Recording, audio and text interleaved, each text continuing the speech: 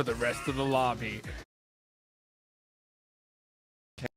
To the grand finals is really good, not only in terms of taking a lot of the pressure off you, but just in terms of securing the bag at the end of the day. Yeah, I'm getting that mega bucks and being happy with your efforts. Well then, we make it back here, Group Green and the Green Pastures, as we go into Erangel one final time today. 3 of them a day. There's always room for adaptation. There's always room for aggression. We've seen some of the hot drops starting to resolve themselves again here. Bra Esports not wanting to clash versus DX, as they will take 2 different drops off the get-go.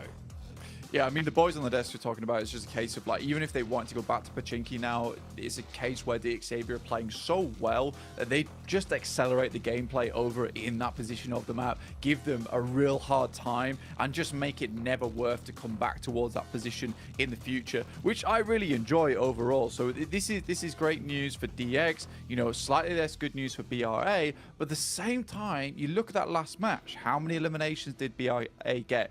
10.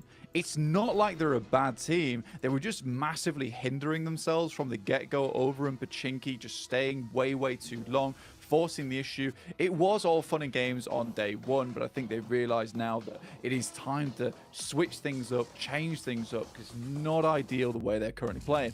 You look over towards the map, though, we're getting a Western Circle. We have made things pretty awkward for a lot of teams. Luckily for them, they don't have to go too far outside of the comfort zone here. They can move on back. There is a lot of those alternate drop spots available too. You can see even Alter Ego switching things up here, heading over towards Hospital and the trash loot compounds that do sit in that area. So decent stuff for them.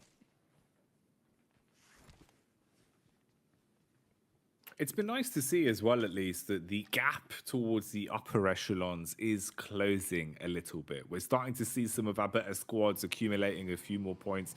Reject Tokyo as well, doing a good job of actually maintaining quite a high placement, all things considered. It seems like, again, even today, Blank, you know, kind of always the bridesmaid, never the bride, you know? They're always being able to make it into that top 2 position, but not quite close out the games. It's unfortunate for them, but consistency is key, and as long as they can just maintain this, close it out with a good day of play, who knows what tomorrow will hold for them. Similar things can be said about A7's run yesterday. At the minute, though, it feels like they've petered off a little bit in terms of almost that snappy decision-making. It was very cleanly cut in terms of the way that they'd be able to flank around other teams, find backdoors into fights where they would really pick people off and kind of add extra eliminations to their tally that almost at times you're thinking, how on earth have they even sort of squirreled those away? Today been a little bit quieter. Feels like they've been targeted a bit more by some of the other squads as well. So something to keep our eyes on. Gladiators on screens now, though, of course, looking a little bit better, but how far can they take it, Blank? How far can we see them ascend today? Because getting a little bit better still isn't going to be enough. Yeah, I think for Gladiators in particular, like, today has been not so bad for them at all, right? You know, they've been able to get some good rotations in. And I think if you look at the overall point scoring from them, you could be somewhat a little bit disappointed from what's occurred. But if you are a fan of the Gladiators, I think you can sort of rejoice at this moment, because the matter of the fact is that they're actually doing some decent plays now. They're making some good rotations. They look like they're less in their own heads, right? You know, they're not living in their own heads rent-free anymore. They're definitely making some more smooth plays. They're opting for going for some of these engagements. There's still that hint of indecision in there, though, Jackie, and that's the one thing that does scare me just a little bit. But I appreciate that it wasn't a case of yesterday was just mad bad, and then you get into today and it's more of the same. But it looks like they have had that full reset, had a big breakfast, and come in feeling a little bit more lively here into today, which I am always happy to see. Looking at the map, though, at the moment, we are having a fair few teams already towards the center of this map, you know, mainly because of that playing path and the circle itself. So not a lot of teams will have to breach through, and this is going to give some of these squads a really good chance to get into a decent location early on in the game and start controlling areas, these maps. And a good early game can really project you quite far into a great late game quest. on the peak, trying to read the room in terms of the timing. But as he swings around the corner, Alpha 7 will be able to pick up the pieces on that one. So severing one player from the rest of Quest and leaving them down to a 4-stack as they get away. At least finding a compound to slow things down. But Al-Haji, he's had some big games playing. It feels like he's kind of the instigator for a lot of the bigger, impactful plays we've seen from Quest. So losing him early, I don't know if that's going to be quite an impactful one to lose out. It feels like at times he is a bit of an impact fragger for them. So could be a problem. We'll see how they can react with it, how it affects them over the course of the game. One of the first players to exit stage left here into our third Erangel of the day as we wave goodbye to him. I mean, you were mentioning AA7 as well, and I think they're a good team to bring up because they were doing fantastically well during that first day, right? They were doing lovely, and I was very, very pleased to see how they were playing, and it wasn't a case of they were getting outclassed or outmatched by some of these other squads who have a bit more of a pedigree, right, in terms of that ability. They certainly are a team that's been together for a long, long time now as A7. They've proved themselves in several different tournaments over the years, but I think the issue they're running into now is that mechanical ability alone is just not carrying them through. There's teams like Stalwart now that used to be very focused over towards that macro play with having those two good players in action and top be able to take a lot of names with them. But A7 could usually overwhelm them with the squad that they had. But now you're going up against a whole new beast, a whole new type of team, especially throughout the entirety of the lobby. So I think A7, like you said, needs to get back to that bit of a snappier play style, go from point A to point B, and not like Max said on the desk yesterday, which we saw a lot in that region, which is point A, point 1, point A, point 2 to point B. This is not what we want to see. I want to see a bit of those better, quick decisions made from A7 because they're a great team and they can make fantastic things happen. In the meantime, we're watching Alter Ego on our screen currently get dumpstered a little bit by Stalwart as they continue to push in towards their base of operations. As per usual, of course, it was Nerzed in such an advanced position, just kind of, you know, given so much room to play off the leash as well, right? In the way that if he wants to make a play, kind of comes it across, instantly just goes for it.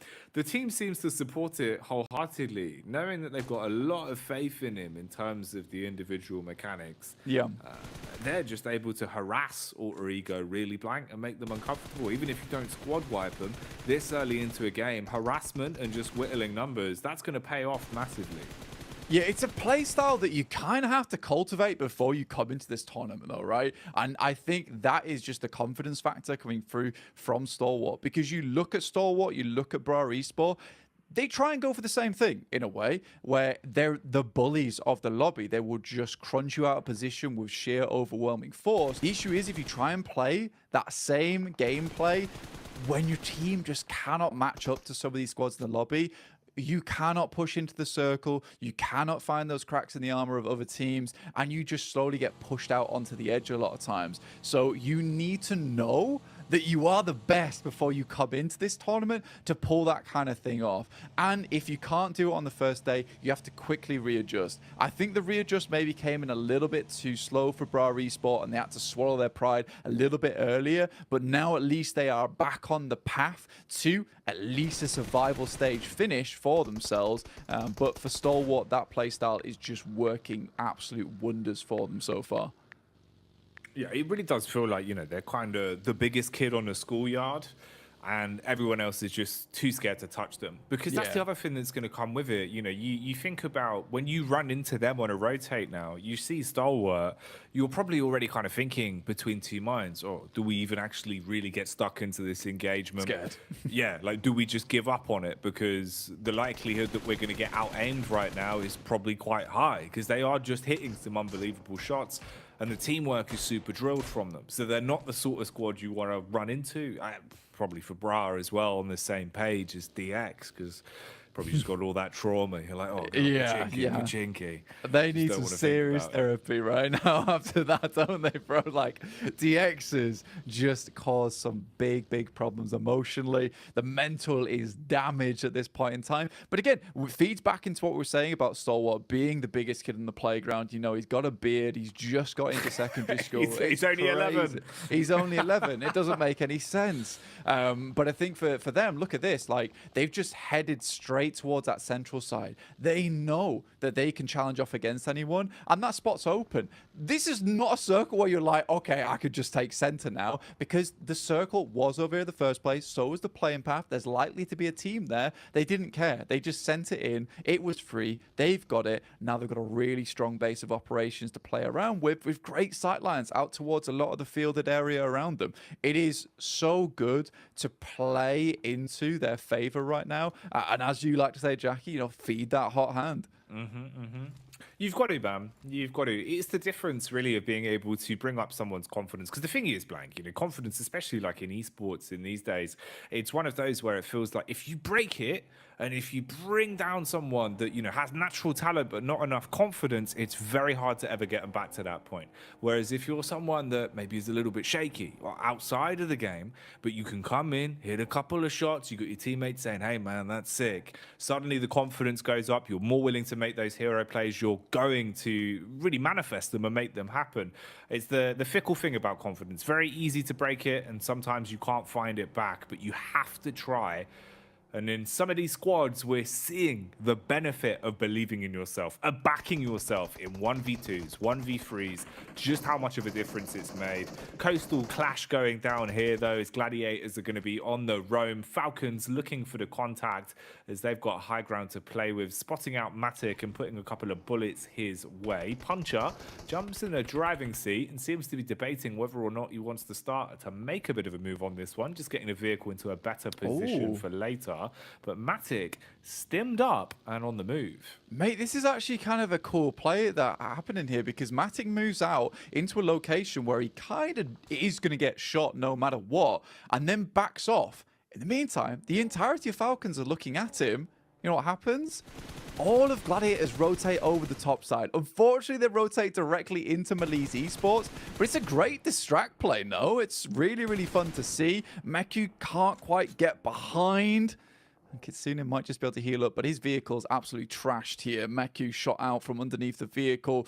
I mean, what they did there was smart. They got into a decent position because of it. They also circumvented quite a difficult rotate through Falcons. So you can see the Gladiators are still trying their best. And I mean, from that western side, it's sort of the safe pick, the safe play, which you expect a team like Gladiators to go for at this point in time. Just hasn't really given them the biggest boon going forward, as they just rock straight up into a lot of teams with a little information that they had.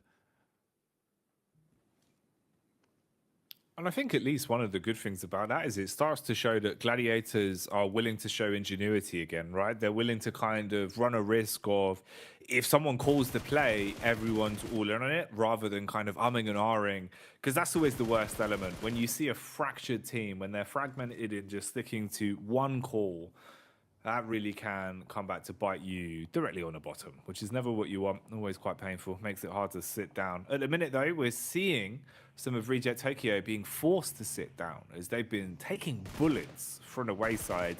It's Alter Ego that have been peppering up towards them.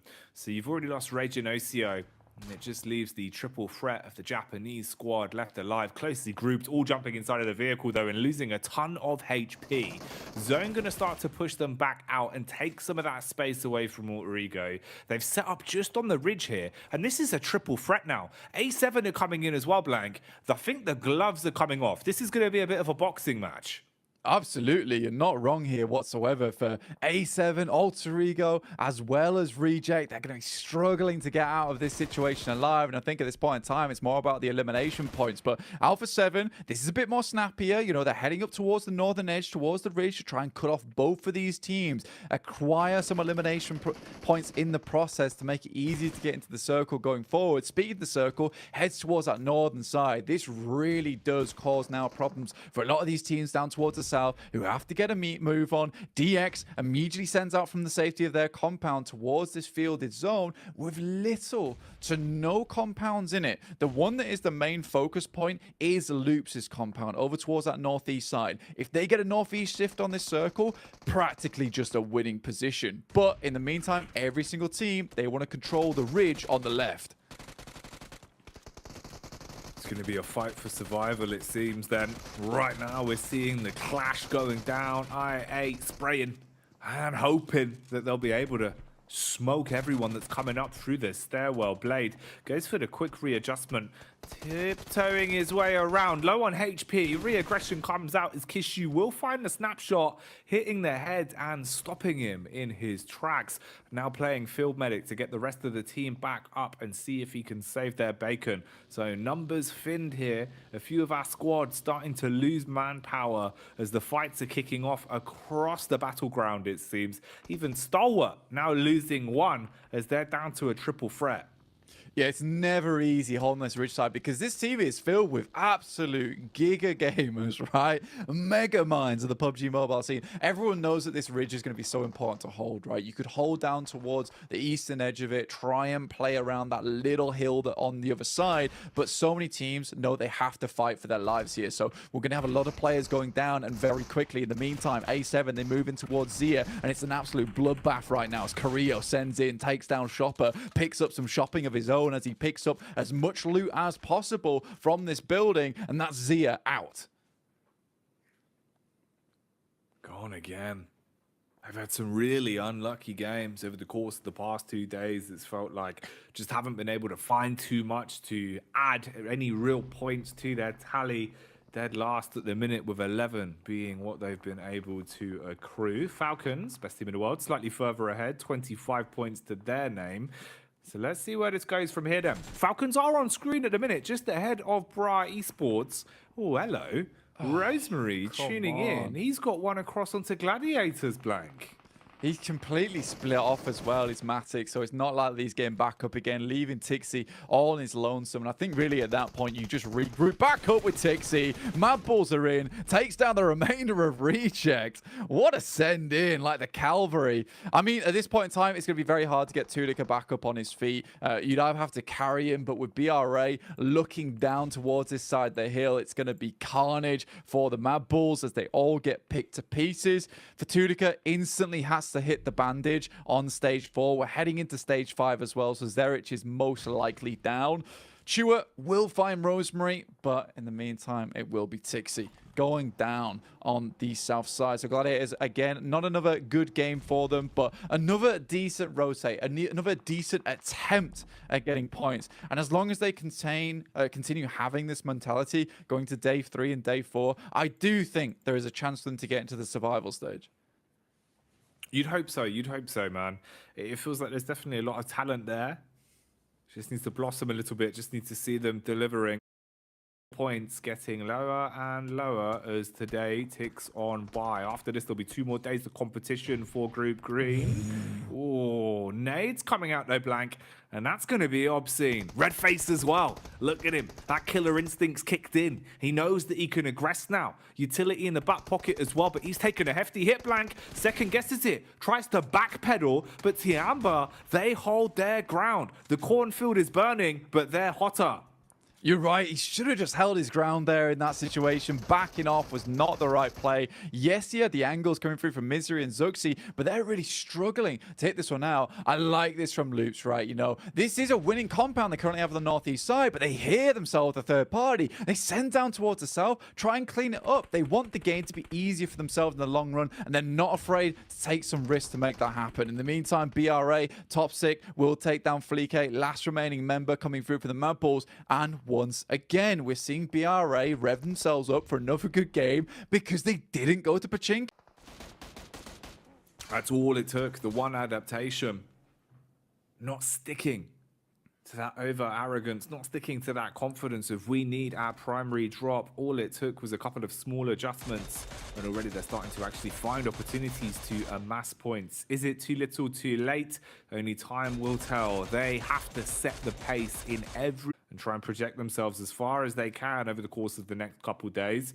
And you can see with the spacing here, they found a few opportunities to backstab and deal damage onto Stalwart, at least softening them up once again. Even Icy eating bullets with the UMP from a distance as he's left in a bit of a rough spot. And Kane's got good eyes on him as well. Nice lay of the land from the high ground they've got here. They know they can't be flanked from the back with their backs turned towards the blue, and they've got a little bit of map geometry, so it's not looking too bad for Bra right now, Blank. Yeah, I mean, Kane has to keep tabs on quite a few things at the moment, which is why he's hurrying Topsig up towards his position, right? He needs him to hold over towards Falcons whilst he can spot down towards Stalwarts, clean out the rest of those players. DX out. Kind of a surprising turn of events there, considering they were able to get up towards that top side. Sorry, that was Pasija Evos. They've both got quite demonic logos. It's a problem for me. I feel you on it.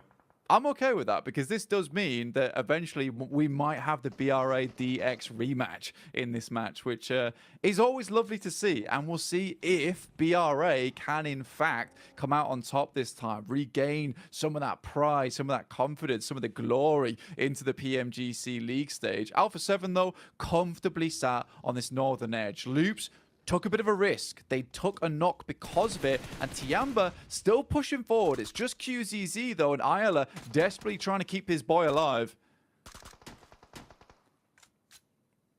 Ayala. We've been saying it all day, but specifically yesterday as well, he was really good when it came down to hitting the mark when he needed to. In this instance, prioritizes dealing damage towards the vehicles, blowing up the engine block, making it usable.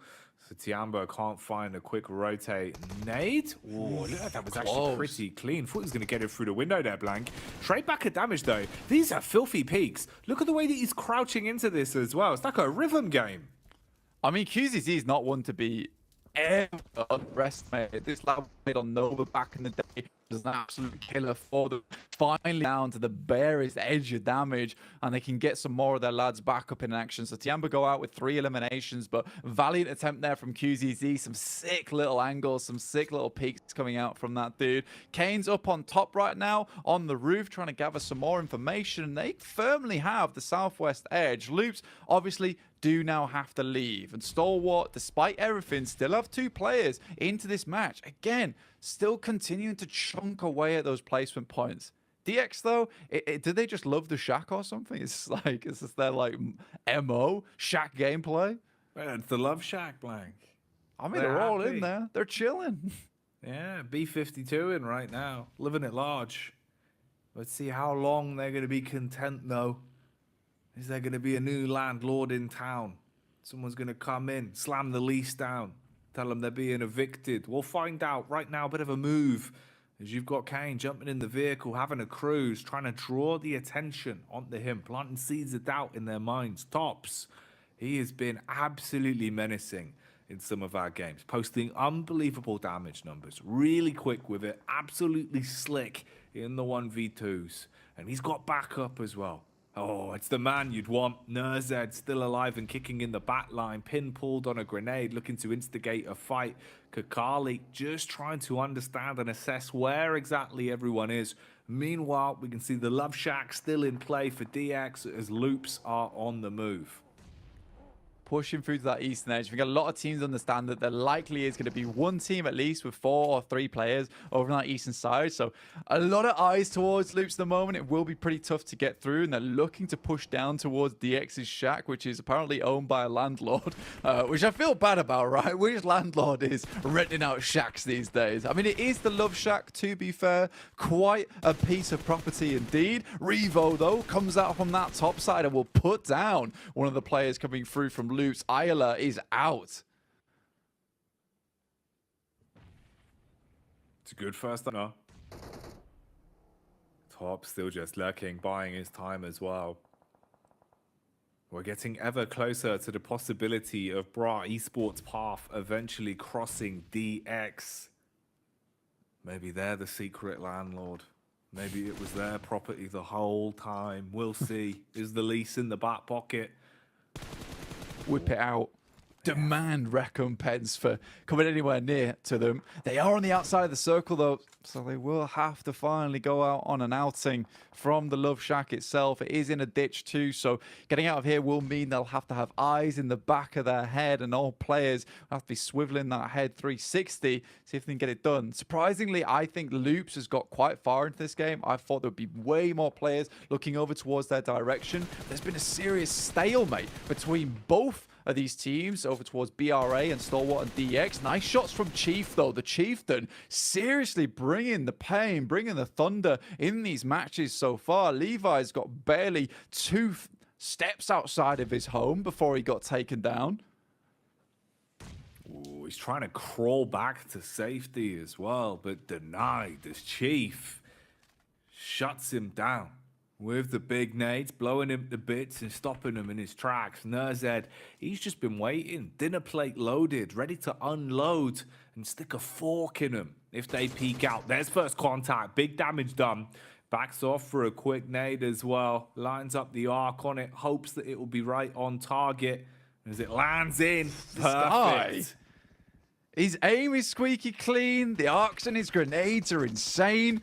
Disgusting stuff, leaving Tops to deal with BRA all on his lonesome. This is terrified. And DX go out with nothing but a sound. A still stalwart battling back against many different teams in the lobby. Smoke's being let out at the moment to try and provide a base of cover to get Tops back up. BRA, they've got bigger things to deal with as A7 starts to swarm in the distance. They've got a nice lineup here. We asked for more from this team. They're starting to deliver like a postman on a Monday. The letterboxes are open, and he is pasting them straight in. First class delivery. Talking about first class as well, the reset from Stalwart is pretty A1. The fact that you've been able to revive Tops, get the smoke down, play off the fact that you know the attention of Bra has been taken by A7 pushing in from the side. And this is quite the regional clash we've got going on here as well, with both of our LATAM sides in play. The big boys from Brazil on both Loops and A7 coming out to try and deal some deathly blows. That's going to be an aggressive play style going into the final circle here. Limited numbers across the board as well, Blank. A7 is the only one with 3 players alive and kicking. Nerzed, though, we know he's a one-man army. He basically counts for 2, but he's going to be left black and blue on the contact as he's overwhelmed as Bright Esports finish him. Take down Stalwart, whittle us down to 3. Yeah, BRA sensed the looming threat of A7 on the distance. As soon as they got that knock as well, they decided it was high time just to send it in and show them what BRA is made out of. The Stalwart goes down with nothing but a sound there. Nerzed not able to stand up to them. Senab does find Cardozin though with a lovely little nade, and Chief, I think he just wants to secure this second place. Looking over towards the 2 players from BRA. 3 players for A7. It's seriously doable for any of these squads at the moment. Chief could pull off something absolutely crazy. I wouldn't be surprised to see it with the way he's been playing today. Something's changed though for A7. They're starting to kick it into second gear. The way they're playing, it's a little bit more aggressive. They're taking fights. They're swinging into these encounters. And it seems that they want to lop their head off. They want to claim success on this one. Chief trying to stay alive and keep his nose clean. Nades detonating all around him. How far can you push this? Can Chief somehow steal away? An upset on this one. Here's the first contact. Goes for the peek in versus Bra. Drawing the attention as well now, Blank. Now the other squad is also going to hone in on this. A7 are aware of what's going on. Follow up on a repeat doesn't work. Coursera shuts it down. All thrown into this then. A 1v1 towards the finish. And it will be A7 to take themselves another little victory here. Finally picking one up for themselves. Great stuff for them. They're super pleased with it. It's a much better game from them as well. I think that they've been experiencing this all day today, where for all their games, it's just not felt as good as it did yesterday. And they've just shored up a lot of those problems, which I think were just mainly based in the macro, right? Their gun skill is good. They can trust themselves on that. They just need to hit those points a little bit quicker. I think the way they set themselves up there on the north side of that ridge too was just really quite nice. Loop set themselves up for a good game. If that went over towards that northeast side, I think that could have been absolutely a Loop's win. I also respect the fact that as soon as they see the circle not moving towards them and leaving even their compound still in, right? But they expect it to move away. They start clearing out players down towards the south side to give them a better chance of getting into that game. It's really nice seeing these 2 Brazilian teams step up massively into this tournament. No, it is. It's sick that we got them both in the final circle on that one. But, you know, like you're saying, over the course of the entire event, we've seen a lot from them that's been impressive. We've seen individuals popping off. We've seen the team as a whole playing some great PUBG Mobile. And I think it's been very fun to see the different sorts of flavor that both of them have brought out. You know, there was a lot of word on the street that A7 would be a powerhouse. I was hoping to see some good signs from Loops, and both teams have delivered. So we couldn't really ask for more. Better for Bra Esports as well. That's got to be a talking point, right, Blank? They've given up the ego challenge of constantly fighting for control of Pachinki, and it has worked wonders for them. They're getting points now. And that's what they need desperately. And what we need desperately as well is the beautiful boys over on the desk to break this one all down. Brazil, here we go, man. Alpha 7 get the win. Hey, you guys predicted it at the start of the day, and it finally happened. I mean, man, we're starting to see Brazil pop off here as the day goes on, Kalars.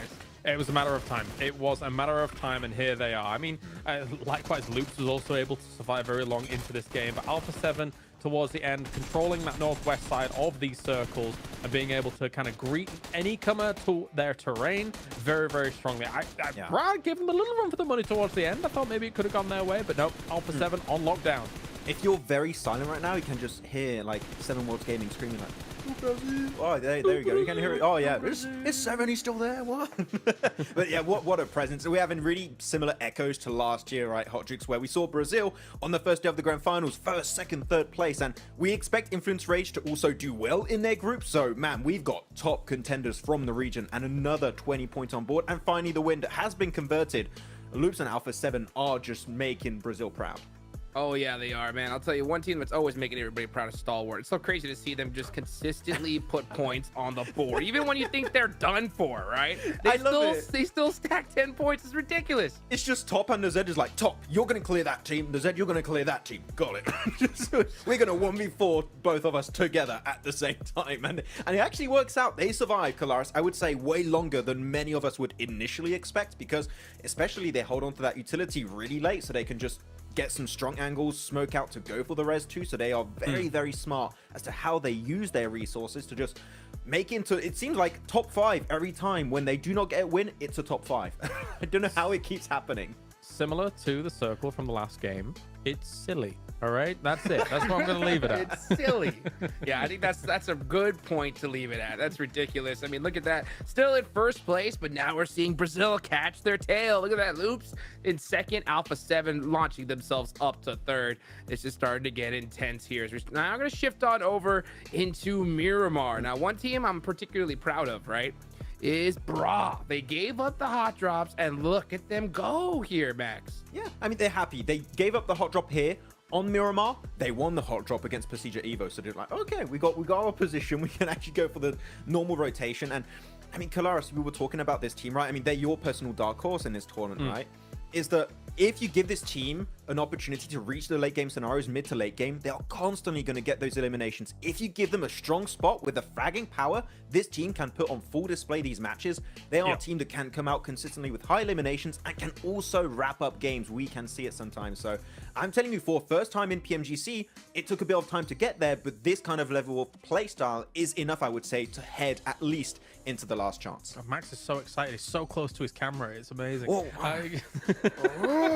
I mean, yeah, you're right. I mean, my dark horse for group green is Bra. Like, if you think about back to championships, it felt like every single game they were able to get 8, 9 eliminations, even if they're going out early. This team knows how to fight. It's just about, clearly, them going into the mid to late game to find those fights. In those early scenarios and Erangel and stuff like that, they met their match in DXavier. There was no way that they were going to be able to convert something from it. So they had to take the mature step to move away and then find those mid to late game fights. And they are doing, and it is successful so far.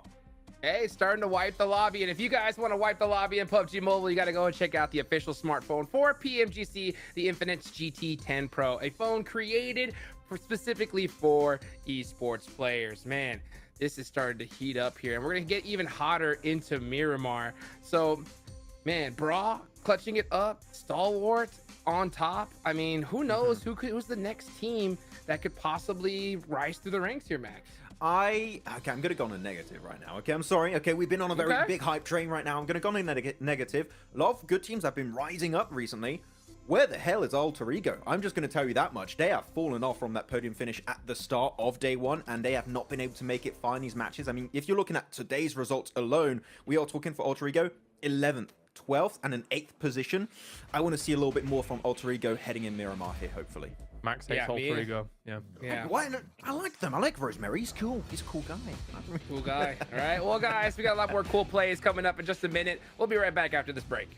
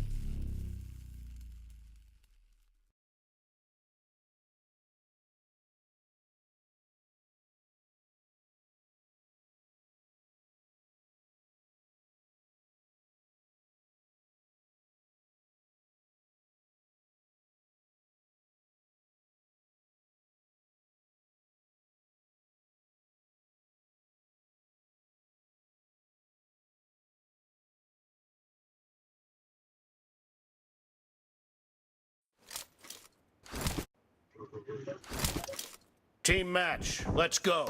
The blue team has scored for the first time.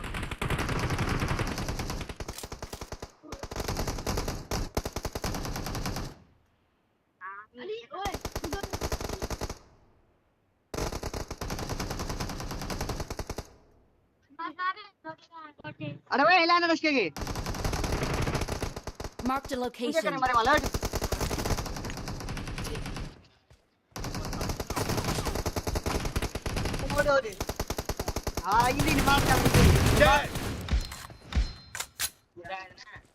अरे ए वसी मारन जो करे बैठे जंग पूछा कर कात्या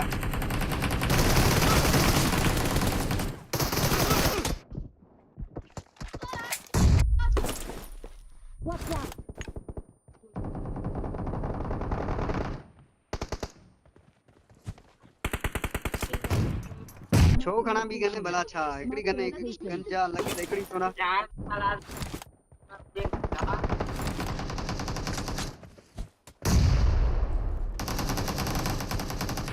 Marked a location.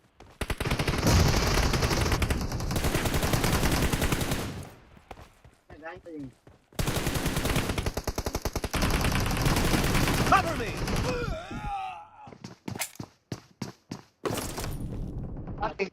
Marked a location. Team में अगर मैं नहीं होता तुम तो हार जाते यार Reloading! Target down! Marked a location. Sorry के जी पंजुजा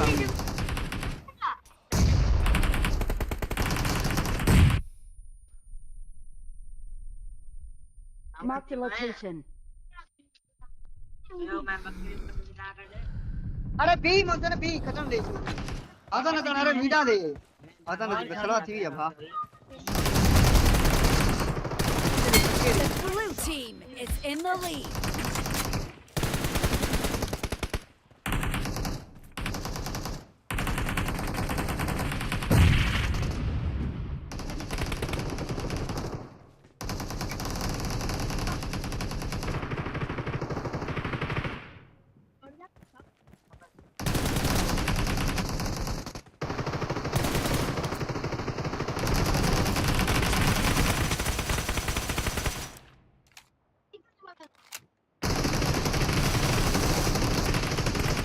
पूरी करो गेट लगे ना कम Killing spree for the blue team.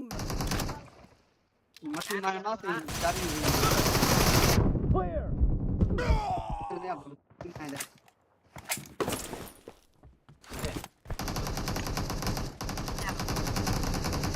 Marked a location.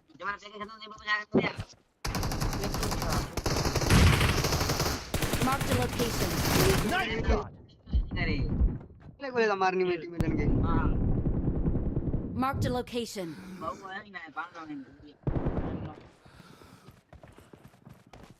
से गिर दो Watch out. Clear. Reloading.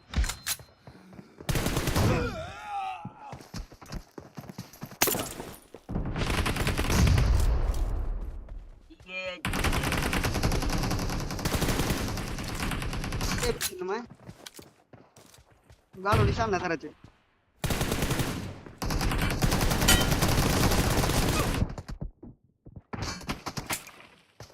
Killing spree for the red team.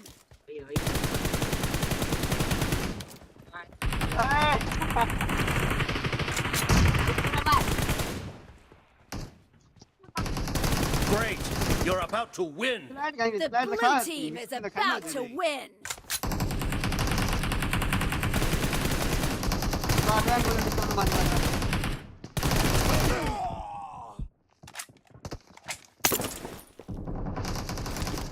नहीं रिडूम कट जाए चाचा जी में कट जाए हाँ मुझे टाइम दे दो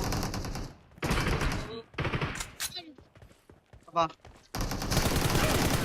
Blue team victory. आप पे नहीं आ रहे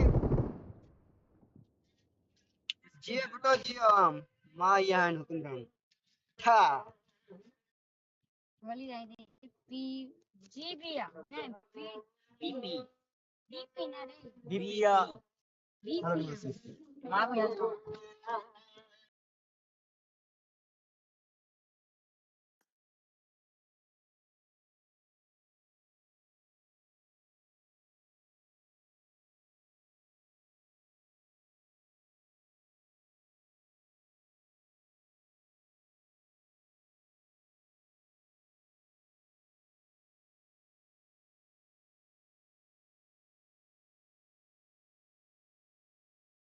spread out from. Gladiators a little bit more fragmented as well. They've been a little bit more willing to play the buddy system. Meku and Matic have looked like they've had kind of that drive back to instigate some of the fights. It'd be It'd so be interesting tough to for see them. if Marble This is the can next really real turn hold this one against the around Gladi. as well. Because of Bro, course starting he's to been move hit in. again It's not with a happening though. massively Now Mage unlucky Pride down to start. 2 players. Lose a player Ozarok from the Swain get-go. moves up. You'll feel comfortable. It's Miramar. It's taken a while to get here. What can ปา they ด do เข้าสมองแล้ว about it? ออกมาเล่นนอก Need to บ้านแล้ว lose จั a งหวะกลับ player. มันจะนับยิง Let's see if they can reset because they need some points, man. Not in a bad spot overall. 10th place is 10th place, but they're not really gaining blank. That's what worries me. It feels like, you could stagnate quite easily. Yeah, they had that little pop-off, right, and they were able to accrue some points, and that's great news for them. But at the moment, they're stuck between a rock and a hard place because they can't really move down towards Los Leones to loot because IA is a team that loots on that northern side, so they have to push through them to get to the south and have a little bit of looting capability down there. I'm also pretty sure that they're just out of vehicles, with Malise Esports taking one of the few vehicles that was found by the team on Zerich, which I imagine they would have used and got in as for to head over towards Impala and pick up some more of the Marados in that area. That would have been great news for them. Unluckily, now they're left without a paddle in this game and are just having to live on with pretty much just scraps of loot here. It would be really unfortunate for Mad Bulls to go down early in this game because they just have a bare nothing.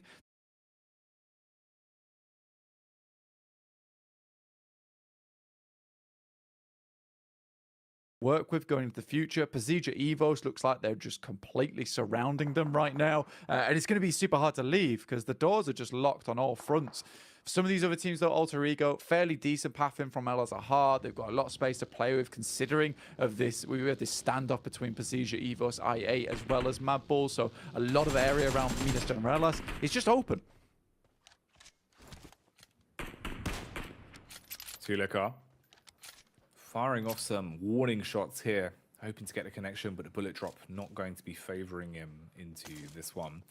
So no trade back, at least early enough yet to give them anything really to work with. Easy pickings for Loops, as they seem pretty happy over towards Graveyard, just picking up whatever they want. Loops have had a good day of it as well, man. It's pretty wild when you think about just how well Stalwart have been playing Blank over the past 2 days.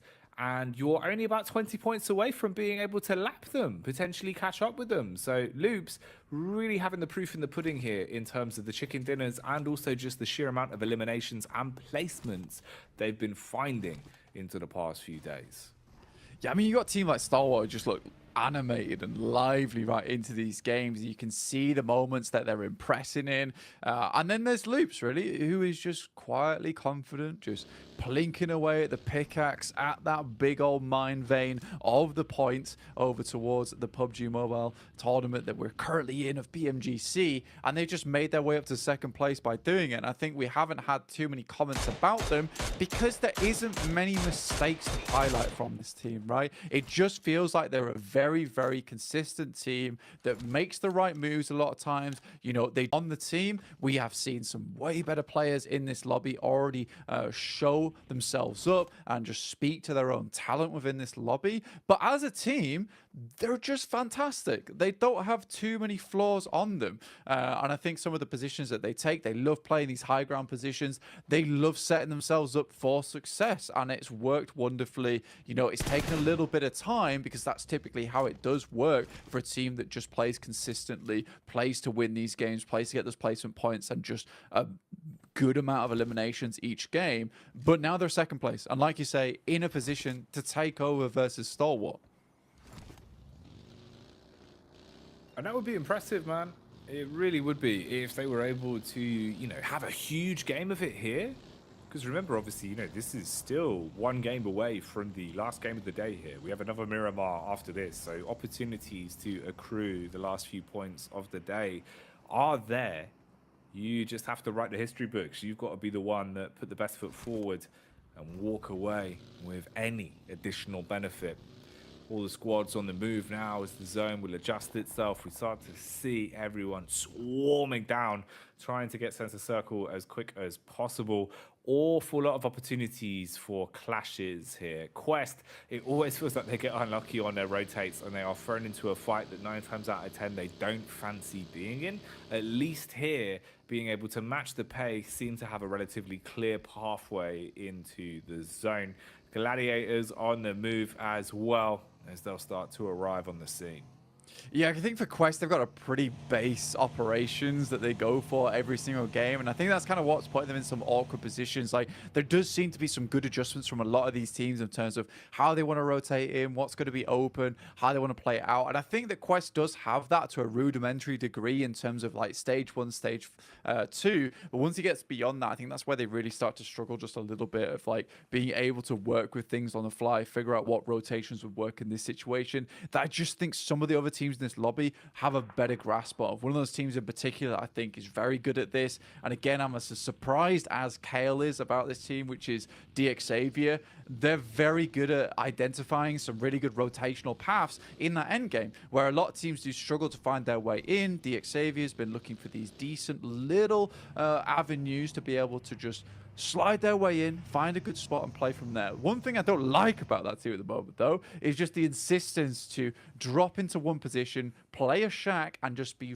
really, really bullheaded about it. I just want to see a bit more aggression from that team because they've got great players on side. In the meantime, Mad Balls finding Lewis, so there's a bit of revenge there from Malise. Again, right now we've got Quest on our screen versus Reject. Kante goes for one, doesn't find it.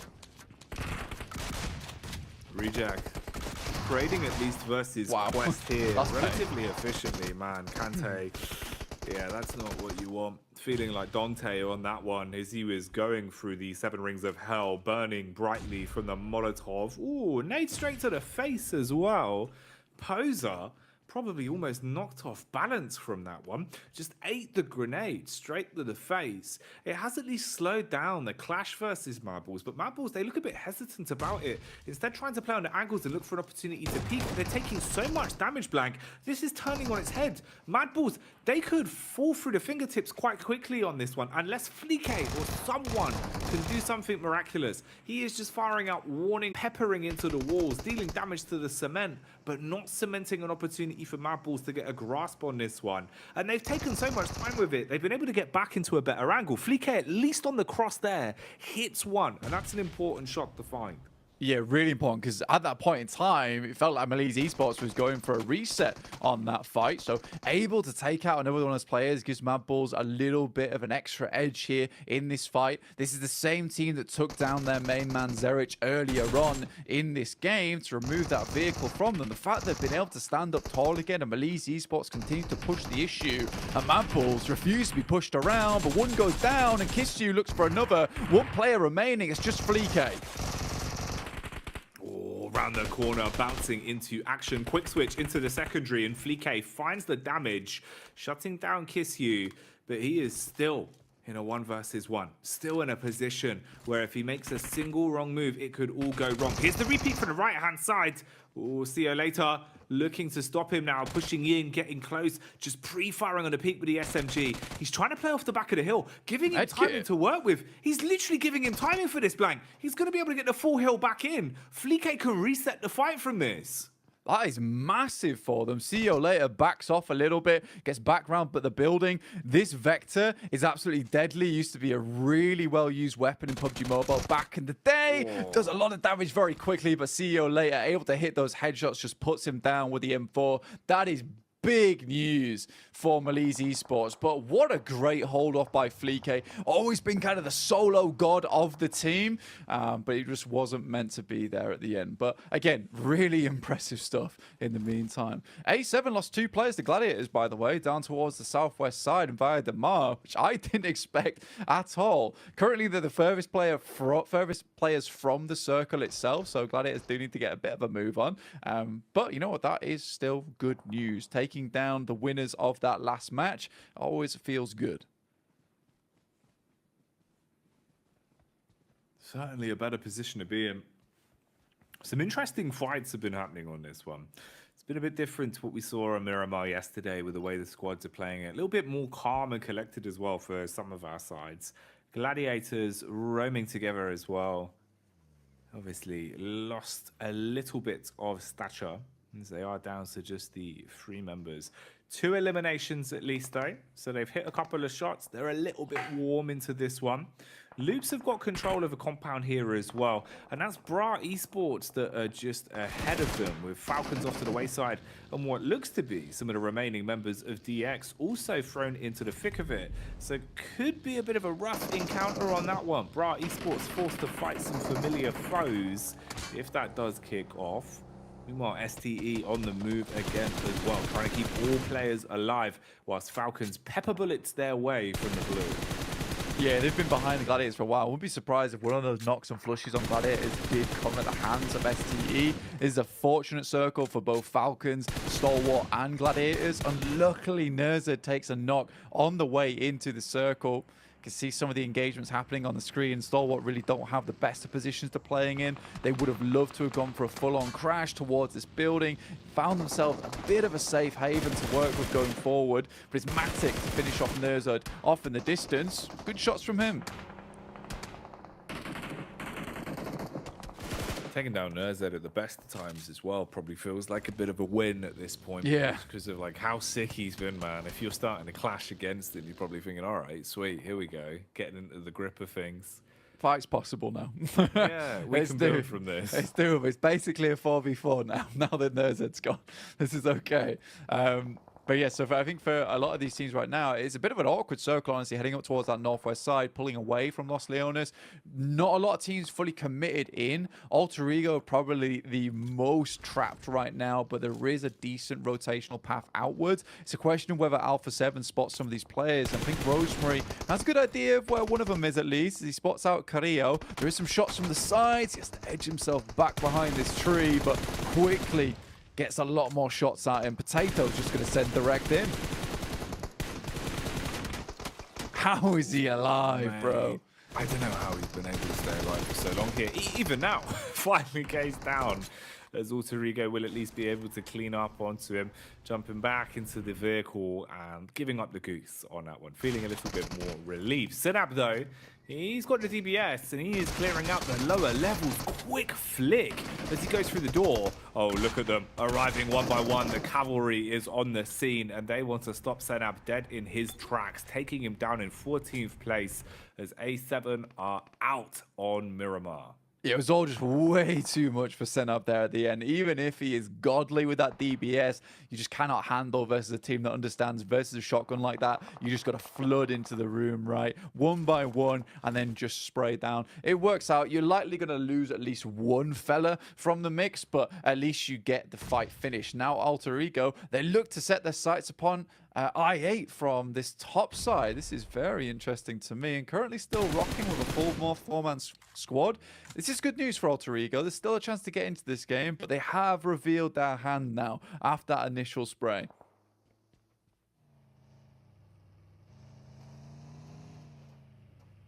Tiamba, compared to yesterday, it's felt like they've been a bit more quiet as well. We've not really seen that same level of aggression that's coming out from them. They had a couple of nice point-scoring games yesterday. Can they get anything more for themselves here on Miramar? At the minute, you found early contact. Been a bit of a feud between these two sides as well. It feels like they always end up running into one another. Yeah, Malise Esports probably one of the other like quite heavy edge teams that do like to play over towards these sides of the map, and Tiamba very similar to them. So it kind of makes sense why these two teams would clash so often on all the maps. And I think for Tiamba as well, I like this team as a whole. They're a slow and steady wins the race type of team, and that works in their region. Fortunately, now that we're heading in towards PMGC, a lot of these teams just have so much firepower behind them, even from the Western region, some of these SEA teams. I just don't think Tiamba's quite ready for it from playing in their region where everything's a bit more slow, methodical, calculated, as opposed to just using that firepower, that muscle to overwhelm you. Not able to thrive in the chaos as easily as some of our other teams that are a little bit more used to it. Oh, the double bonnet was very nearly a possibility there, but at least Ren has been able to render that chance useless as he'll strike back onto him and clean up. Takes down the squad, saves his teammates Bacon after it got a bit uncomfortable. Hello, Alter Ego eating nades as well. It's always grenades now, isn't it? It's just always Stalwart launching grenades. Yeah, they're absolutely brilliant at it as well. I don't really think there's many nades that they have missed if they've got info on where the player is. I think that was the massive downfall or angle for Gladiators when they played against them, is that they just didn't back off. They held their ground. And once that happened, so it was just like, well, we're very good at tossing these, so have a couple of nades your way and chow down on that, in which case it was pretty much game over from there onwards. Overall, though, for the players on Stalwart, just 2 alive. They do have a concrete to work with, so holding out Alter Ego is their main problem right now, especially with them getting a bit of the circle for themselves. Gladiators looking to find at least a direction to get in towards this circle. Meku extremely low on the party bus, will need to heal soon, but the blue is still pushing in, so they don't have a lot of time to make this work, Jackie. They don't at all. And you've still got to bypass one squad that's just ahead of you. So for Gladiators, are they able to make their way in cleanly? You're going to have a lot of crosshairs honed in on you. Meanwhile, Tiamba as well, forced to fight versus Rejects. Rejects feeling like they've been warming up over the course of the day again. What can they do right now? Struck down by the initial commotion, as we actually see at least a bit of a clean trade back on Tiamba. Relatively easy for them, as they'll pick them to pieces. Only one man really remains, and what can you do at this point? You could see if potentially he could pick off some of the fragmented players. Reggie and OCO would be the first point of contact, and he's taking shots from the back as well. Looks like that might be DX that are starting to get stuck into it. No, it's Evos that are coming over the hill, with Zuxi actually being sideswiped as well. So the commotion continues on this one. You've now basically got 4 squads all grouped on top of one another, and we're seeing those numbers dwindling quite quickly. So a lot of loose elimination points could be hoovered up here. Yeah, it's kind of a tough position on the circle to play because there's so much open sight lines available to you. A lot of these little ditches and valleys to play around with. Tiamba, Lee does unleash a grenade over towards Ragey OCO. He makes a good spray and that'll be lead down. Instantly reject his move and they know they need to get in towards position to start fending off versus Pasija Evos, who is their next target on the list. Gladiators lost the majority of their players. Tough rotate, but one of those decisions again where it's a case of they could have fought versus reject, hopefully won the 3v4 and then had a better time of it, but instead they opted for the safety play, and I think that they just need to have a bit more confidence in themselves there. Again, this doesn't work out well and I'm not defending them. I feel like something could have way better happened here. Tixi likely to go down any second now. It feels like at this stage of PMGC, confidence is everything. And if you've not got confidence in these sort of situations, you've kind of already lost it. You know, taking the lesser road, thinking that they wouldn't have to fight as hard to get through it, hasn't really paid off there. And for Reset Tokyo as well, that feels like the sort of squad, you know, the side where Gladiators should be confident to have a 1 versus 1, have a head-on Team D, Team Scrap, but just not feeling it, not enough fuel in the tank, so they go up. Meanwhile, Rosemary striking back versus Falcons as well. Wings clipped on Puncher as he's down on his last legs. They've got utility in the back pocket. 5 grenades to play with, some Molotovs as well. Hoping that that will be on target. Definitely is. Oh, that's a big boy. It's kind of like throwing the dynamite, blowing up the rock behind him as well. Open an opportunity. Alter Ego been fairly quiet, but now making a lot of noise. They bring the thunder here. Actually unleashing some fireworks a bit too early. It's not quite the 5th just yet, boys, but still making it happen. That's good news for Alter Ego. They have circumvented a lot of these positions on the map, and now they want to take a bit of that high ground. Might even start pushing up towards Zia on that western side. They've taken a knock in RNJ, and bruh, they're continuing their warpath here, Jackie. They are indeed. They haven't stopped, mate. They're getting a whole lot more confidence the longer the day's gone on, and this is the change of pace that we were hoping to see from Bra Esports, giving up the ego challenges early, playing out for the longevity of these games. And here on Miramar, maybe there's an opportunity that they can really thrust themselves a bit further up the standings. 4 eliminations to their name right now. Talking of elims as well, we say goodbye to Rejects as they are gone, dusted out of the server now. Evo is still alive though, but they've been taking a bit of damage. Green around their gills as they're down to just 2 players. IA on the move as well, clearing out the buildings here. And look how close the grouping is. So many teams on top of one another, with the only thing dividing them being thin walls and a layer of verticality.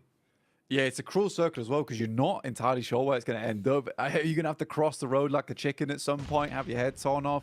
That's the issue that a lot of these teams are going to come into in the next couple of minutes as we head towards stage 7 and stage 9. It could be insanely cruel and just center up, in which case 2 teams will have to face off between the roads and maybe have to run across with a smoke train at some point, depending on that center of the circle, because it's very finicky at times.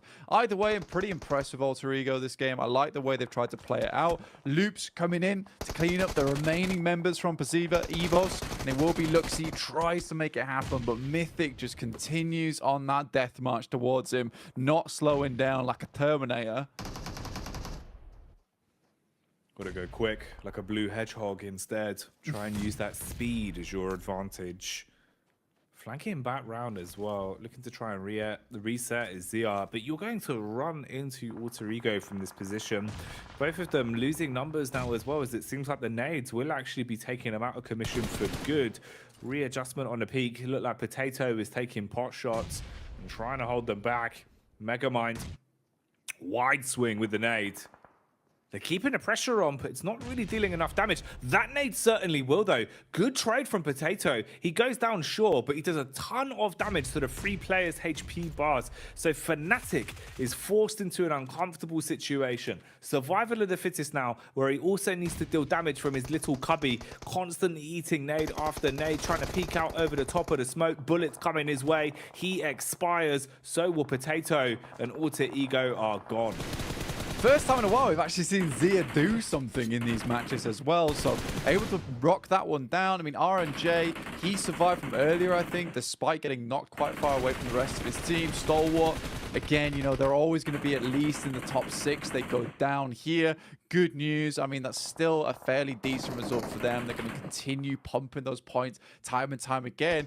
But I would be a little bit worried now if I was still about my first place position, because Loops is starting to catch up. They've got 4 players in this end lobby, and right now they're picking apart I8 from Aegon. They're also looking for a couple more players on the cards. They've got a nice bit of high ground to play around with. BRA's down on that low ground. If the circle moves off to that eastern side, Loops have an insanely good chance at winning it. You were saying at the start of the game, that's just one good game that Loops need to overtake, to overlap on STE. There's a chance here on this one. Oh, it's certainly doable, mate. With how they've been playing today, especially Blank, and the fact you've already got 4 eliminations, you get a couple more elims, you get a couple more under the belt. Suddenly you're thinking about the placement. Suddenly you're trying to see just how far you can take it. If you were to get a chicken dinner out of this, they could definitely guarantee themselves that leapfrog, take first place. And for Stalwart, I don't know if they even know what second looks like at this point. It feels like they've been in the driving seat for so damn long, since day 1 started, all the way back at the beginning. So this would be a bit of a shock for them. We'll see how it goes, though. We won't get ahead of ourselves. Right now, we still have 5 squads alive and kicking. The interesting one is the fact that one of them is Zia. You know, and you're not sort of saying any disrespect when we're saying, yeah, this is the first time we've seen them do something, because to be honest with you, Blank, it feels like they really have been sluggish. They've not been delivering. But into this game, they're hitting shots. They're picking up squad wipes. They're actually being able to find themselves a few points to play with and some elims under the belt. It's impressive from them. But how far does that go? Here with the timing, it's Loops that strike. Backstab onto Blade as they're able to snatch that one away. And Mythic closing the gap now. A lot of space being taken away. Loops, are they going to go full lunatic mode? Can you secure something here? Close down the play versus I8, put them in the bin, and set yourself into the final 4. Yeah, because they need some psycho plays if they want to make this one happen, because they have to get rid of I8 now. If they want to start pushing over towards that western side where it looks like the circle's starting to go, they need to deal with this team. In the meantime, Chief, he's dealing with BRA off in the distance, which is sort of surprising to me. Lovely spray down from Tospic, but Chief still keeping the boys from BRA at bay, whilst the rest of the team deal with the remaining members from I8. Perfect time to push as well, as they all get shunted out from the concretes. This is gorgeous from Loops. They have just been going from strength to strength, but now they got to leave. Kakali, the gorgeous little side swipe here, really puts the claw on them. Oh, this is fitting, isn't it, as well? The sides that have hated each other the whole tournament, Blank, DX and Brad, they've been constantly scrapping, but now they're working together to prioritize both Loops and I8 rather than scrapping amongst themselves, dealing damage uphill to weaken the opposition. This is giving a benefit to Loops, though, as Cardoza peeks back in. Hefty blow. He's basically as good as gone at this point, but the Molotov should secure the job for good as Loops connect onto that one. Peek up. Is it good enough? No. IQ dropped as he's taken out a commission. I8 go up in a puff of smoke as they leave in 4th. 3 squads remain. Bra and DX have been scrapping non-stop over the past 2 days. Ooh. And that's not going to end here. Levi's nades again punish. There's hatred coming through from DX at the moment towards BRA. They don't want this team getting a little bit more confidence. They don't want them puffing out their chase, because if they do, they might be back in Pachinki. Loops, though, happy to assist, to help in the endeavor to take down Bra Esport, who have tried their best to stand up today. They're currently in a kneeling stance, but they want to get standing tall. They want to look good in this matchup. There's potential for them still. Levi's crawling away from the blue, and in comes the bombardment. That one looks fairly close. It's just a stun grenade, but Paragin popping down some more smokes. It's Chief once again to take him down. Sculler as well, warming up now with a Mini 14. Man's an absolute menace with it, and on the UMP, he'll slay from far away, forcing him to hit the DECK. DX out in second. Bra Esport trying to stay alive now as Coursera pushes up, closing the gap, wants to be within touching distance of Loops and see if he can snap back. Has the SMG to work with. Cardozin supporting from above as well, waiting for first contact. They're playing around very fine margins of map geometry here. Not a lot of space to work with. Missing a single shot can be the difference of life or death in a situation like this. Cardozin hits the first, takes down Kakali, puts him on his last legs, finished off by Chief. White on the peak, absolutely annihilates them. They are unstoppable as Loops go lunatic mode and secure the chicken dinner and will leapfrog up to first place. That's an incredible end game there from Loops. Really, they had it all in the bag from that high ground, but Chief pulls out a maneuver that I don't think anyone saw coming with that wide swing. He was coming around for a long time, but it's time for Loops. 10 points to the chicken dinner. That sits them so close to Stalwart. Point in time, it's Loops looking at the steering wheel of that first place, eyeing it up, asking Stalwart if they want to take a back seat. Man, incredible game from them. Playing really well. And this is the difference in momentum, Blank, right? You know, they're kind of taking this in their stride now, really getting into the groove of things with the way that they've been playing. Man, that's a big game. Get to have a look at the breakdown, the statistics here as well for how Loops are playing. Yeah, it's consistent as well. You know, it's one of those where Loops as a team, they feel like they play off each other very well. It's not one player having to do all the fancy footwork. They're just doing a good job of pound for pound playing some great PUBG Mobile. It kind of feeds back into what we were talking about earlier as well, which is a really excited to see if Bra Esports can keep this up as well, because they've gone from a kneeling stance to a standing stance now, when yesterday they were fully laid out on the floor. It's crazy to see, but I'm also really proud of this team because they've made some quick adjustments from what was a really humbling first day. Oh, exactly. You know, it's one of those where coming into it, we could have seen them hot dropping again and again and again and again, and accepting.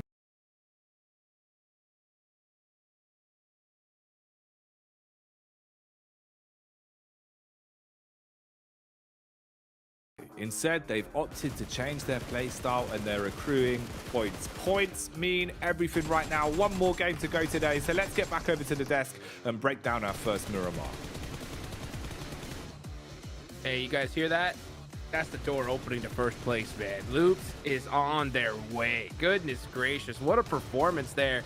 I mean, once they got that high ground, nobody really stood a chance. They just cleaned it up with ease. Calaris, Loops, watching their backs now? Absolutely, considering the performance we've seen from Loops so far. Third, first, 10th, but still with 8 eliminations. A third and then a first once again here. They are looking absolutely phenomenal on some of their holds here.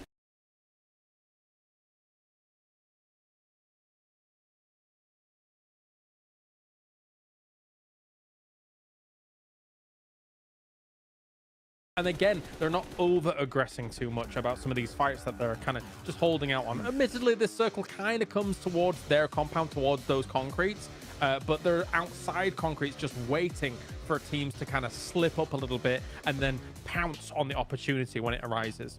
Yeah, they could have pushed onto Aegon Ite's position, but they just wait things out in the wings, wait for them to push, and then they're going to nade, molly their position, and just get easy eliminations along the way.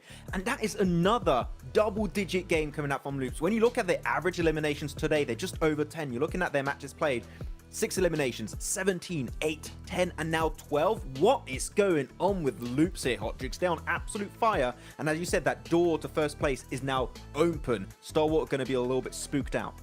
So crazy to think that they have actually a possibility of getting passed up. How they perform so far, it's crazy. Agreed. So Loops, I mean, just popping off today is beautiful to watch. You know, another team that I'm really proud of today is Bra, right? I mean, they had the ability to say, you know what, let's stop the hot drop at Erangel, and it worked out for them. And then Miramar, that consistency, Max, man, it's just beautiful. Yeah, it really is impressive. Bra, like, wait, we can't play in the game more than 15 minutes? What? What? We actually got good survival time? I mean, when you have such a good fragging potential on your squad, of course, that's going to help out tremendously. And now they're just shy of making it on that first page. Another zinger like that is going to be good. But man, that gap between Stalwart and Loops has closed significantly. Brazil going strong. Hot Jukes, I wasn't concerned about. The gap is not that big, you know, from 4th place on down to where Bra is. So they could definitely make a big jump here. And that's what they want to do, because after this game, that's it. We're halfway there for Group Green, and 5 teams are going home. 3 are making it to the big show, Calars. And right now, Alpha 7 on their tails, but Xavier, man, have been consistent. We're slowly getting to the point where if this continues, there will only be 1 spot available for grand finals, right? Because you've got Stalwart and Loops looking unbelievable game in, game out. But then from 3rd onwards, it's still kind of anyone's game here so far. I mean, you know, huge things can still happen across what is the next game today, as well as 12 games coming up in the next 2 days. But I don't see Stalwart and Loops slowing down. With the way that they're playing, it looks excellent. Their execution is excellent. Though right now, if you're looking at one of the teams that could compete for that position that Alpha 7 currently are in top 3, Xavier. I mean, we said Alpha 7 were eventually going to get a win. I think Xavier are the next name on that list, are eventually going to be able to wrap up a chicken dinner, because at the start of the tournament yesterday, I would say Parajim was a very standout individual player. Levis, in recent times, has been just popping off with that mini 14. Great nade plays also on top of Brash. Sure, crossing that road is never going to happen in 1,000 years, but still they are able to make it worth their time in the long run. So Xavier, I'm telling you right now, a win is going to happen eventually, and they could be a contender for that grand final slot. I mean, that's what it really takes, right, to be a championship team, is you got to put consistent points whenever you don't get those circles. And when you do, you have to use it to your full advantage. And Xavier just haven't been in one of those positions to where it's just obvious, right? They're having to really work hard, but they're pushing and grinding here, Max, man. And they're still putting up those points regardless of the situation they're in. Yeah, it's just overall really strong rotations around the map. I just feel like sometimes the circle is a little bit going against them. It's like, all going really well, or going really well. And then the circle just shifts away, like here in particular, having to cross the road. The game before that, having to leave their compound in open fields. It's a bit unlucky in that sense, but still able to find consistency on circles that aren't quite favorable to their initial drop location and rotation. It is so impressive to me. So Xavier, you're going to have that one good game, that one good circle, and they're just going to shred it with like 15 plus elims. So I'm really excited for Xavier to have so far really impressed me this entire 2 days. Yeah, me as well. And you know what? We got one more match left to go, and it's going to be huge, because I think you're right here, Cal. If these other teams, right, don't really start performing right now, it's going to be a hunt for just only 1 slot. And that is not a position these teams want to be in. So at a certain point, do you think, I mean, I don't even think teams can really try to hamstring, you know, these 2 top squads, because they're just dominating the whole lobby. What do you do in these situations if you're those mid-pack teams here? Yeah, I think you've got to...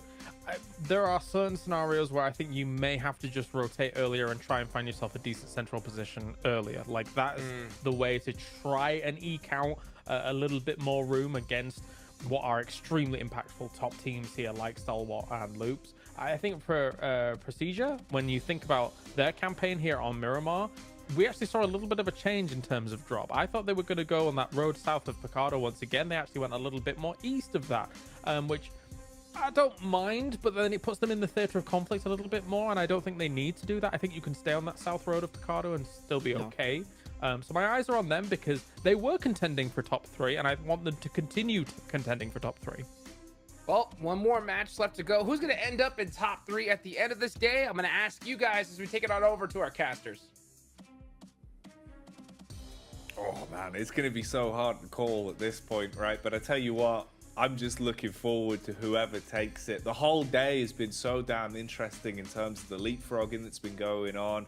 I didn't think we were going to see anyone get close to Stalwart's point blank, let alone potentially now overtake them. Yeah, I mean, it's absolutely crazy in the sense that, like, Loops has been able to catch up so very quickly during these games. I don't really quite see how it happened. I mean, it was just one of those things that they've just been chopping away at the tree slowly but surely, and it's coming all crashing closing down now as they pick up tons and tons of points. And I think that they definitely deserve it. I think they're one of the teams that hasn't had these games that look absolutely blasting out of control. But what they have had is like 6, 7 eliminations, pretty much every single match, a fairly high placing. And that's what's going to get you towards a grand finals first place finish at the end of the day, unless Stalwart just has an unreal day of themselves. Feels like that's what we've been left with. It just goes down to whoever can deliver with some unbelievable PUBG Mobile at the minute.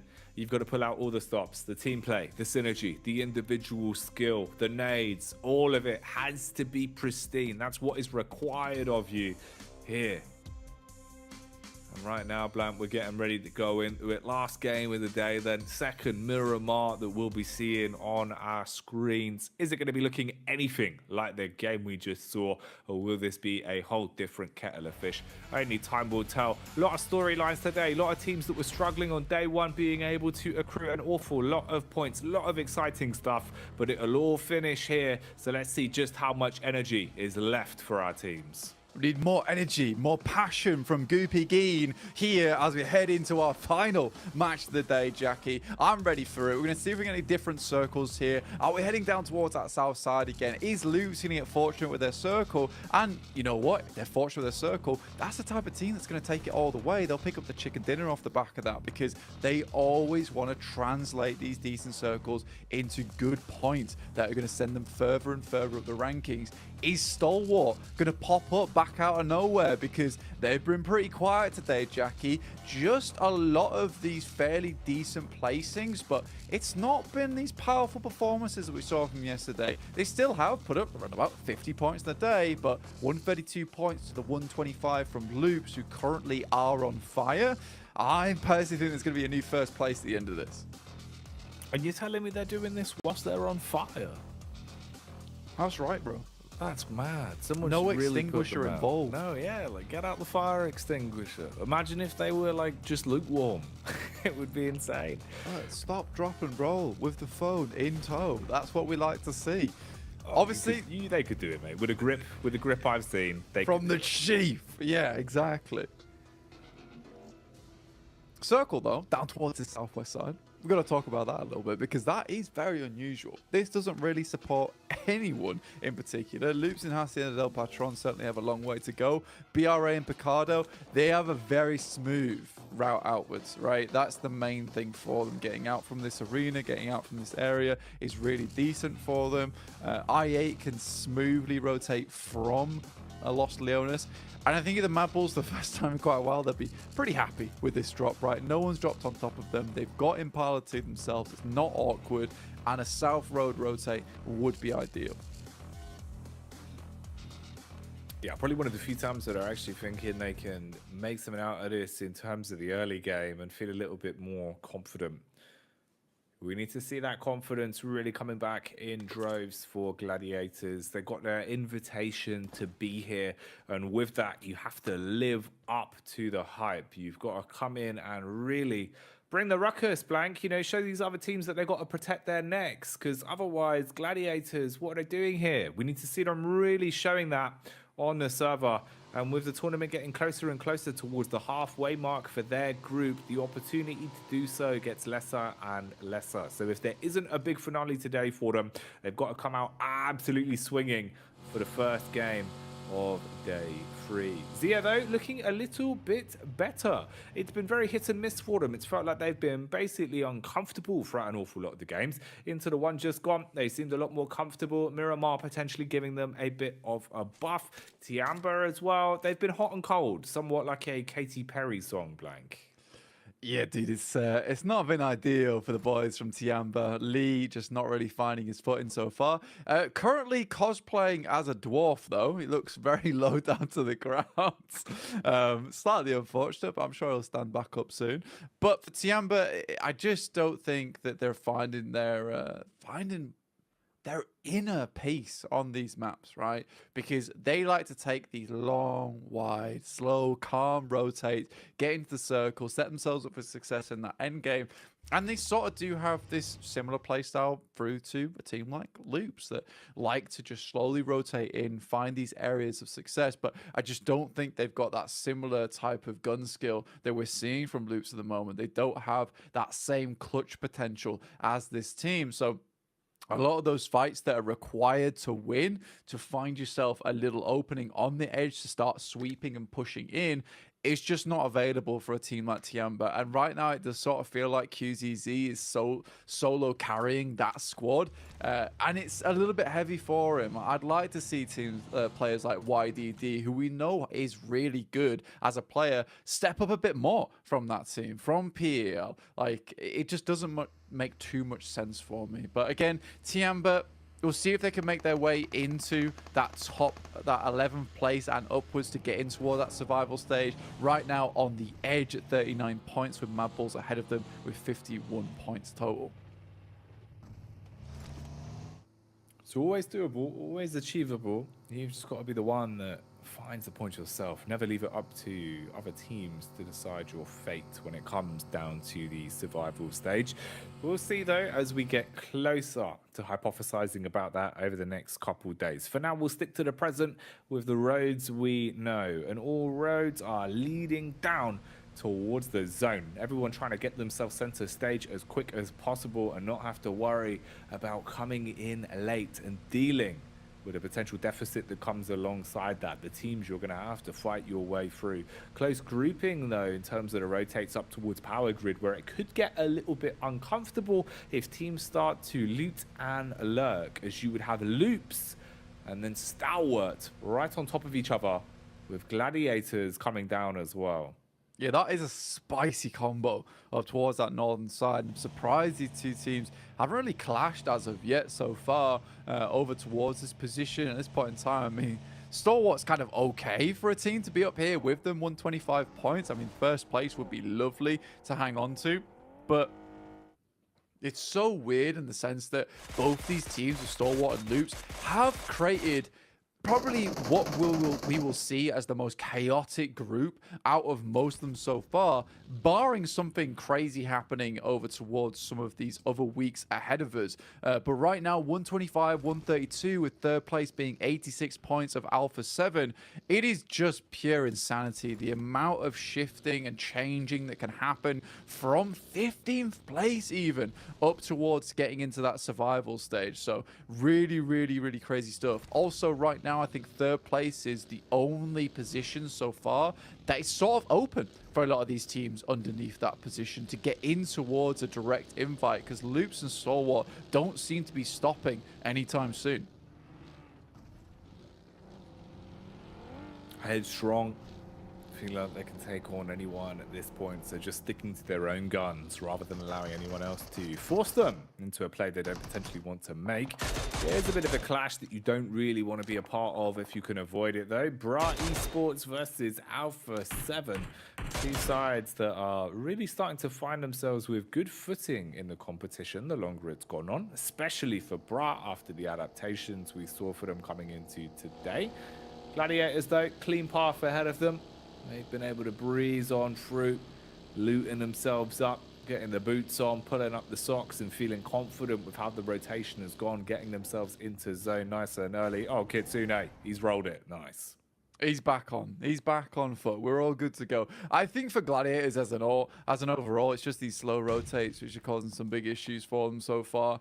We need them to be a bit quicker, and I think it's sort of a symptom of where they play on the map. But even so, you look at a team like Alter Ego, who are already making their way down, Loops, Stalwart. These are all difficult areas to play, and I think if you want to play on this edge side, you seriously have to have the manpower, the gunpowder behind you to back it up versus some of these teams in the lobby, right? You have to find a way to get in. And a lot of that times means like a team wipe or squad wipe, taking out a couple of players, forcing them out of the way. With this circle though, now it means getting into vehicles and pumping the pedal as hard as you can. That engine needs to get purring and quickly, because you need to send it very, very fast to Minas del Sur. Oh, mate, this is rough. Awful lot of water taking up the playable space. Limited choke points for rotations. You got to be fast, you got to be furious, and you got to hope that you can find yourself a piece of the island to lay claim to. Tiamba instantly bounding into the ocean and getting their swim on. Breaststrokes coming out as they want to make their move over to the other side of the water. Or DX inside of the compound getting clashed upon as gladiators are going in, waving the gunnies. Oh, meanwhile, you can see Rejects instantly letting it rip, putting the pedal down as they just want to cross the bridge, but it might be a bridge too far. Puncher hits on the one and knocks him out. Sarah as well. Sarah, biceps blank. His biceps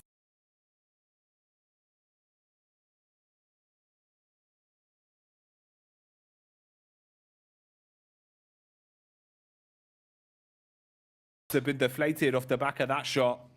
And Falcon's just going to move in off the back of that, looking to take some more names off him. Puncher moves up front side. They could barely peek out.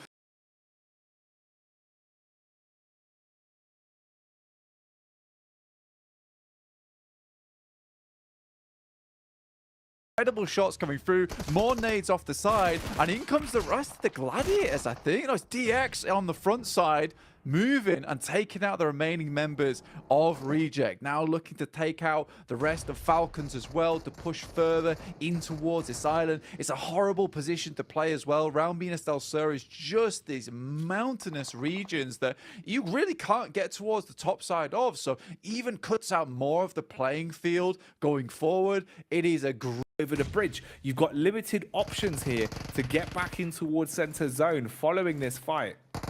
Yeah, I mean, for Gladiators, it's all going wrong once again. They're desperately trying to bring things back as Matic takes down Action, able to give them a little bit of breathing room, but already you can see they're just down to 2 players. Tiamba coming against Malise Esports on the similar rotates we see time and time again, looking fairly more confident about it. I think now it's just 1 player from Gladiators that remains. It's just Kitsune. All on his lonesome, has to send away. And I'm just curious about this play where they send over towards this western side. You can see the reasoning behind it. Try and get some angles over towards DX and Falcons, but I don't think they could have assumed that Stalwart would be coming in so fast, and the speed at which Tixie got picked up again after he'd been res just set an awkward set of scenarios in motion that I just don't think Gladiators were coming back from. It just all went far too worse for wear too quickly. Made it an awful lot harder for them to really be able to reset from it. Finally confirmed now as they go down for good. Gladiators out again as they're removed from the equation in this one. Rest of the teams panicking to try and get their rotations on the go. Tiamba setting up and waiting for the close quarters combat, basically just edge guarding here towards the bridge. Knows that map balls are still lurking inside of the blue, and if they come Swishman not quite landing. I8 as well stuck into a fight versus Tiamba. The spray control's looking crazy. What? It's actually a mini 14. Man's just massacred them with a mini 14 blank, making it look like it's an M16. Blaze just pulled out the katana, lopped off all their heads. What was that? That was insanity that we just saw from Blade. Oh my god, I mean, Aegon I can at least be pleased with what just happened there. And QZZ once again left on his lonesome, dealing with several players at once, and 3 of his teammates can't deal with 1 guy. Blade just makes a mockery out of him. I feel so bad for QZZ because he has honestly played really well today. It's just depressing. For Alpha 7, I think they set themselves up in a really good spot. I like this high ground position they've got. This is over towards the western side of Minas del Sur, right? It sits on the top side. It's a pretty awkward building because it doesn't have the most amount of windows in the world, but it does give you just a position that has such good overlook that it's hard to breach. That's what makes it so strong. You can see it here on the map. We're waiting for stage 4 to hit. If it sends up towards that northeast side, game could get real ugly real fast, but if it heads down towards the southwest, there's only so many teams during the PMGC league stage, and none of these teams doesn't get any easier, does it? Just forcing issue after issue. Everyone constantly plunged into battling here, contending with a rough rotate. The blue eating away at you. DX suffering on a rotate. They cannot quite make it across as one by one they start to fall. Icy as well taking shots from the Falcons as they come in to pick up their 5th elimination, finding some damage onto Stalwart and softening them up going into the later stages of the game. Meanwhile, Evos, they're going to be crashed. Compound Control clashed 4 as Alter Ego pull up to the party, but they might get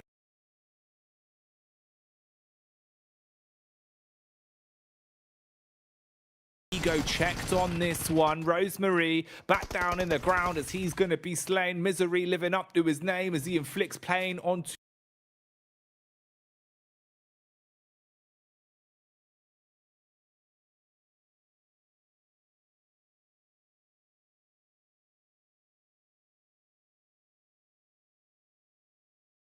all of them.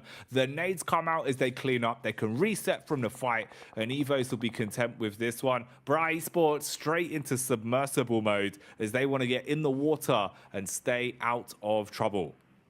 The Indonesians go head-to-head there, and it's Pazija, Evos that come out on top. It's a nice little fight. They do lose one player in the process, and Bra, like you say, just sending direct into the water. And you can kind of make sense why these players all sent up towards this northern side, because it's so hard to get down towards that southern edge at that point. Everyone's just giving up. They're like, right, let's just try and live out our days as long as possible on this northern edge here. Falcons take shots. Zia desperately trying to make an opening for themselves. Megamind just running around, sidestepping bullets, falls down at the end of it. Whilst he opens up an opportunity potentially for teams on that eastern side.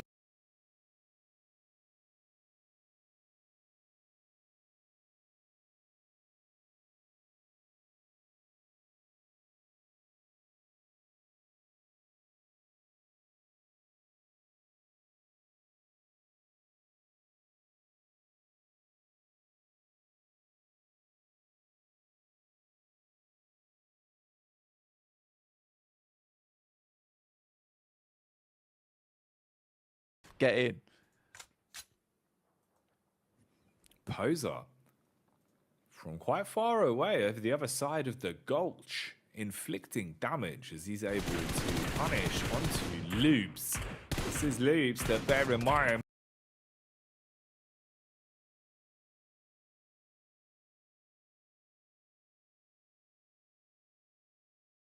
hypothesizing the idea of them being able to do the leapfrog, get over the top of Stalwart. If that is going to be the case, it needs to be tighter now more than ever. Down to 2 players with only 3 eliminations secured over the course of this one.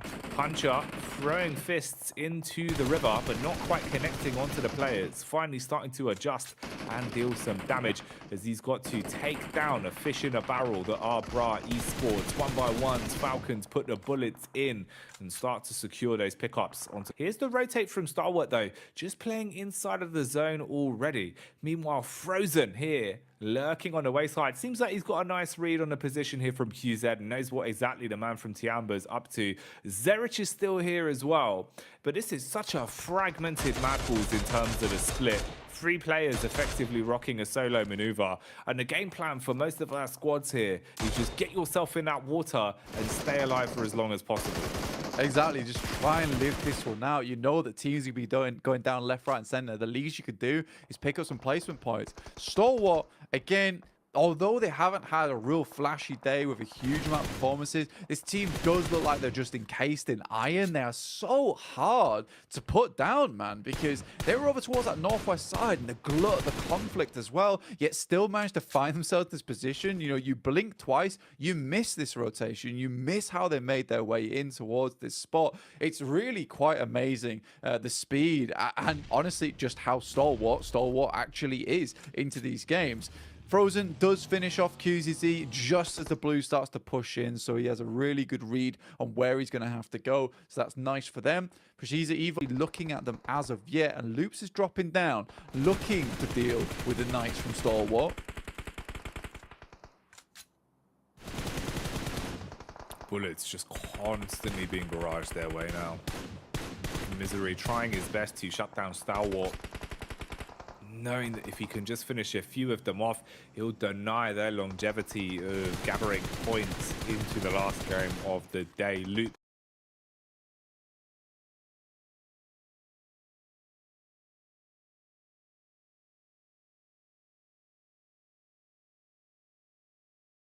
to have the same idea as well, as Chief is taking the action straight to them. Die Hard in the back there. John McClane. Man's just trying to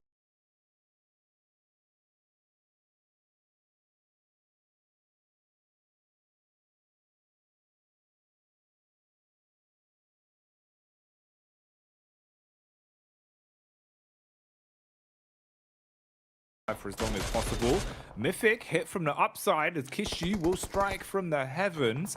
Has the follow-up utility to work with as well. Offensive nades and the smokes for defense. Zone starting to get tighter and tighter as well.